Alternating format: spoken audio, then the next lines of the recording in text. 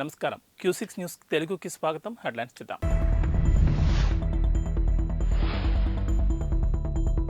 Secunderabad alpha హోటల్కు bomb బెదిరింపు.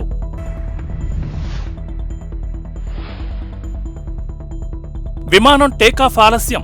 Emergency door తెరిచి రెక్కపైకెక్కిన ప్యాసింజర్.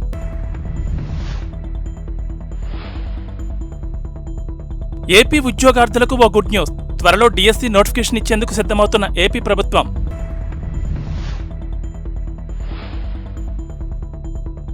సికింద్రాబాద్లోని ప్రముఖ హోటల్ ఆల్ఫాలో బాంబు ఉందని గుర్తు తెలియని వ్యక్తి పోలీసులకు ఫోన్ చేసి బెదిరించాడు. శనివారం రాత్రి 10:45 ప్రాంతంలో ఈ ఫోన్ కాల్ వచ్చింది.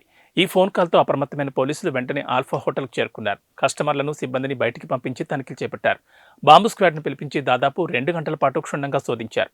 అయితే ఈ తనిఖీల్లో అనుమానాస్పద వస్తువులేమీ కనిపించలేదని పోలీసులు చెప్పారు.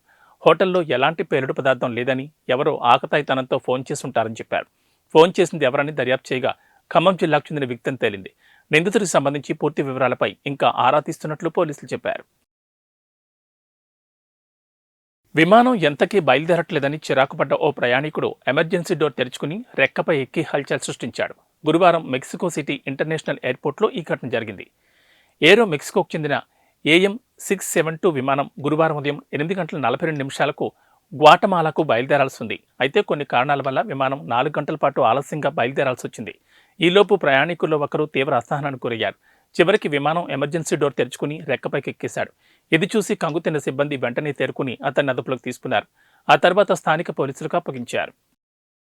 ఏపీ ఉద్యోగార్థులకు ఓ గుడ్ న్యూస్. త్వరలో డిఎస్సి నోటిఫికేషన్ ఇచ్చేందుకు సిద్ధమవుతోంది ఏపీ ప్రభుత్వం. టెట్ పరీక్ష నిర్వహించేందుకు సన్నాహాలు ప్రారంభించింది. ఈ మేరకు విద్యాశాఖ మార్గదర్శకాలు జారీ చేసింది. 2022-23 సంవత్సరాల్లో డిఈడి, బీఈడి పూర్తి చేసిన వారికి కూడా డిఎస్సి నోటిఫికేషన్లో అవకాశం కల్పించిందని తెలుస్తోంది. ఏపీలో 2022లో చివరిసారిగా డిఎస్సి నోటిఫికేషన్ విడుదల చేశారు. అప్పట్లో 4.5 లక్షల మంది పరీక్షకు హాజరు కాగా దాదాపు 2 లక్షల మంది అర్హత సాధించారు. ఈసారి అభ్యర్థుల సంఖ్య 5 లక్షలు దాటొచ్చన్న అంచనాలున్నాయి. నిబంధనల్లో స్వల్ప సడలింపు. ఈసారి ఎక్కువ మంది అభ్యర్థులు పరీక్షకు హాజరయ్యేలా టెట్ నిబంధనల్లో స్వల్ప మార్పులు చేసింది. SC, ST, BC, దివ్యాంగ అభ్యర్థులు టెట్ పేపర్ 2 రాసేందుకు గతంలో డిగ్రీలో 50% మార్కులు కనీస అర్హతగా నిర్ణయించారు. అయితే ఈసారి మార్కులను 40% తగ్గిస్తూ సడలింపించారు. టీడీపీ అధినేత చంద్రబాబుపై కేసీఆర్ నాని మరోసారి విమర్శలు ఎక్కుపెట్టారు. బాబు విజయవాడ నుంచి పోటీ చేసినా గెలవరని చెప్పారు. చంద్రబాబుపై తాను 3 లక్షల మెజార్టీతో గెలుస్తానని ప్రకటించారు. నందిగామ వైసీపీ ఆత్మీయ సమ్మేళనంలో పాల్గొన్న ఆయన ఈ మేరకు సంచలన వ్యాఖ్యలు చేశారు. తనను పార్టీలోంచి మెడపట్టుకుని బయటకు గెంటేశారని అన్నారు. తాను ఢిల్లీ స్థాయి వ్యక్తినన్న కేసీఆర్ నాని ఎన్నికల్లో ఓడిపోయిన లోకేష్ స్థాయి ఎంత అని మండిపడ్డారు.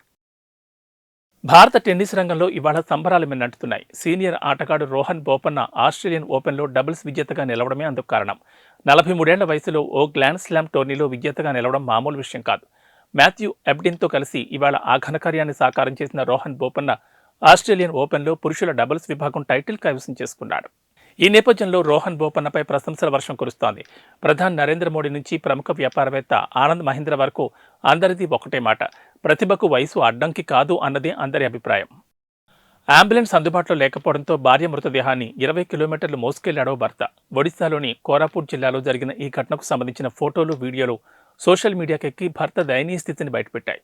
మృతురాలి భర్త అభి అమాన్యత కథనం ప్రకారం ఆయన భార్య కరుణ 3 నెలల క్రితం ఆడబిడ్డకు జన్మనిచ్చింది. అప్పటి నుంచి కోరాపుట్ జిల్లాలోని తన పుట్టింట్లో ఉంటోంది. అనారోగ్యంతో శుక్రవారం రాత్రి కరుణ మృతి చెందింది. అయితే అంత్యక్రియలు మాత్రం తన ఇంటి వద్దే చేయాలని భావించిన భర్త మృతదేహాన్ని తన స్వగ్రామమైన నవరంగపూర్ జిల్లా నందహండి సమితి జగన్నాథ్పూర్ పంచాయతీలోని పుప్పుగావుకు తీసుకెళ్లాలనుకున్నాడు. దీంతో అంబులెన్స్ కోసం మహాప్రాణ వాహనాలకు పలుమార్లు ఫోన్ చేసిన స్పందన కరువైంది.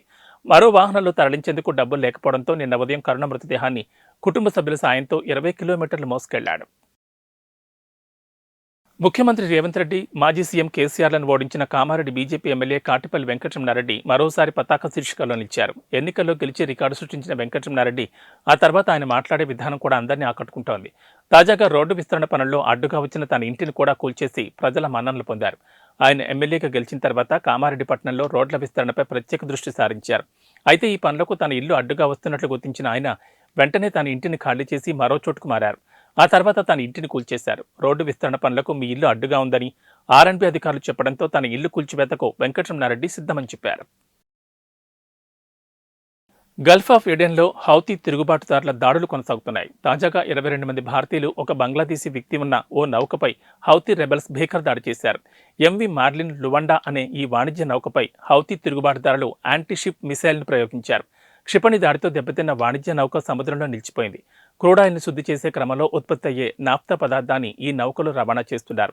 క్షిపణి దాడి అనంతరం ఈ నౌక నుంచి అత్యవసర సందేశం పంపించారు. గల్ఫ్ ఆఫ్ ఎడెన్లోనే మోహరించి ఉన్న భారత నావికా దళానికి చెందిన ఐఎన్ఎస్ విశాఖపట్నం యుద్ధ నౌక ఈ సందేశాన్ని అందుకుని వెంటనే రంగంలోకి దిగింది. క్షిపణి దాడితో వాణిజ్య నౌకపై అగ్ని ప్రమాదం సంభవించగా ఐఎన్ఎస్ విశాఖపట్నం నౌకా సిబ్బంది ఆ మంటలను సకాలంలో ఆర్పివేశారు. లేకపోతే ఆ మంటలు విస్తరించి నౌకలోని నాఫ్తా పదార్థం కారణంగా పెను ప్రమాదం సంభవించి ఉండేది. ఐఎన్ఎస్ విశాఖపట్నం నౌక ప్రధానంగా guided missile destroyer Gulf of ఎడెన్లో ప్రత్యేక కార్యకలాపాల కోసం దీన్ని భారత నేవీ వినియోగిస్తోంది. ఇందులో ఎన్సీబీడీ బృందాన్ని అందుబాటులో ఉంచారు. ఎన్సీబీడీ అంటే nuclear, biological and chemical damage control team కాగా, ఎంవి మార్లిన్ లువాండా నౌక నుంచి అత్యవసర సందేశాన్ని అందుకున్న వెంటనే ఎన్సీబీడీ టీం ఆ నౌకలోకి ప్రవేశించింది.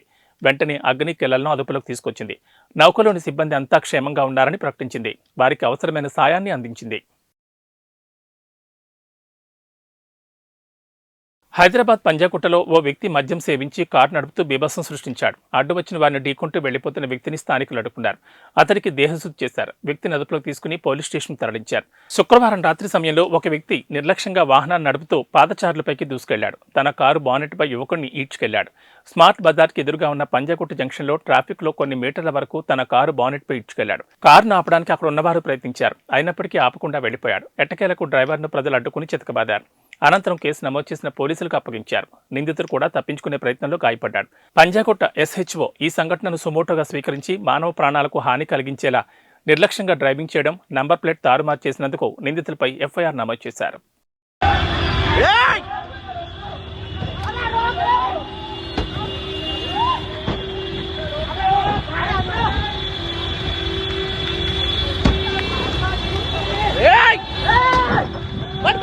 కేంద్ర హోంశాఖ మంత్రి అమిత్ షా తెలంగాణ పర్యటన రద్దయింది. ఈ విషయాన్ని కేంద్ర మంత్రి, బీజేపీ తెలంగాణ రాష్ట్ర అధ్యక్షుడు కిషన్ రెడ్డి తెలిపారు.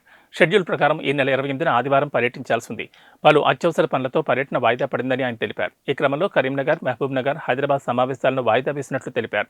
బీహార్లో నెలకొన్న రాజకీయ పరిణామాల నేపథ్యంలోనే అమిత్ షా పర్యటన రద్దయినట్లు తెలుస్తోంది. బీహార్ ముఖ్యమంత్రి నితీష్ కుమార్ మహాకూటమి నుంచి బయటకొస్తారని, ఆ తర్వాత బీజేపీతో కలిసి ప్రభుత్వాన్ని ఏర్పాటు చేసే అవకాశం ఉందని ప్రచారం జరుగుతోంది. ఈ క్రమంలోనే అమిత్ షాను బీహార్ లోక్ జనశక్తి పార్టీ నేత చిరాగ్ పాస్వాన్ షాతో భేటీ అయ్యారు. రాష్ట్ర పరిస్థితులపై చర్చించినట్లు పేర్కొన్నారు. ఈ క్రమంలోనే షా పర్యటన రద్దయిందని, త్వరలోనే మరోసారి పర్యటన ఖరారు చేసే అవకాశం ఉందని బీజేపీ వర్గాలు తెలిపాయి. ఇవి బులెటిన్ విశేషాలు. నమస్కారం.